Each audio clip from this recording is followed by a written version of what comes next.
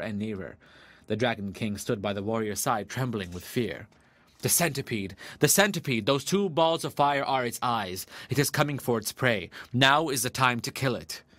Hidesato looked to where his host pointed, and in the dim light of the starlit evening, behind the two balls of fire, he saw the long body of an enormous centipede winding round the mountains, and the light in its 100 feet glowed like so many distant lanterns moving slowly towards the shore. Hidesato showed not the least sign of fear. He tried to calm the Dragon King.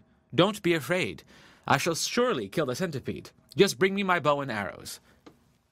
The Dragon King did as he was bid, and the warrior noticed that he had only 3 arrows left in his quiver. He took the bow, and fitting an arrow to the notch, took careful aim and let fly. The arrow hit the centipede right in the middle of its head, but instead of penetrating it, it glanced off harmless and fell to the ground. Nothing daunted, Hidesato took another arrow, fitted it to the notch of the bow, and let fly. Again the arrow hit the mark. It struck the centipede right in the middle of its head, only to glance off and fall to the ground.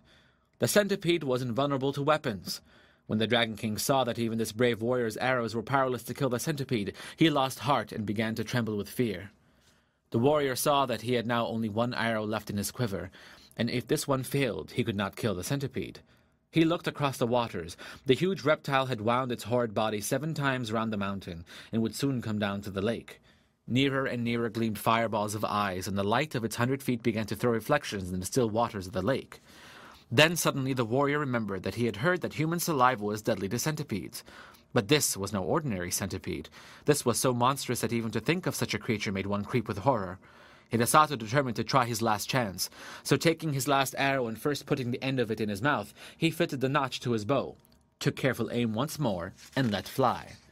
This time the arrow again hit the centipede right in the middle of its head, but instead of glancing off harmlessly as before, it struck home to the creature's brain. Then with a convulsive shudder the serpentine body stopped moving, and the fiery light of its great eyes and 100 feet darkened to a dull glare like the sunset of a stormy day, and then went out in blackness. A great darkness now overspread the heavens. The thunder rolled and the lightning flashed, and the wind roared in fury, and it seemed as if the world were coming to an end. The Dragon King and his children and retainers all crouched in different parts of the palace, frightened to death, for the building was shaken to its foundations. At last the dreadful night was over. Day dawned beautiful and clear. The centipede was gone from the mountain. Then Hidesato called to the Dragon King to come out with him on the balcony, for the centipede was dead, and he had nothing more to fear. Then all the inhabitants of the palace came out with joy, and Hidesato pointed to the lake.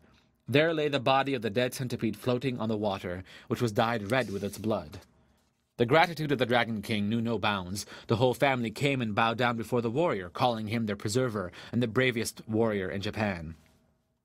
Another feast was prepared, more sumptuous than the first. All kinds of fish, prepared in every imaginable way, raw, stewed, boiled, and roasted, served on coral trays and crystal dishes, were put before him, and the wine was the best that Hidesato had ever tasted in his life. To add to the beauty of everything, the sun shone brightly. The lake glittered like a liquid diamond, and the palace was 1,000 times more beautiful by day than by night.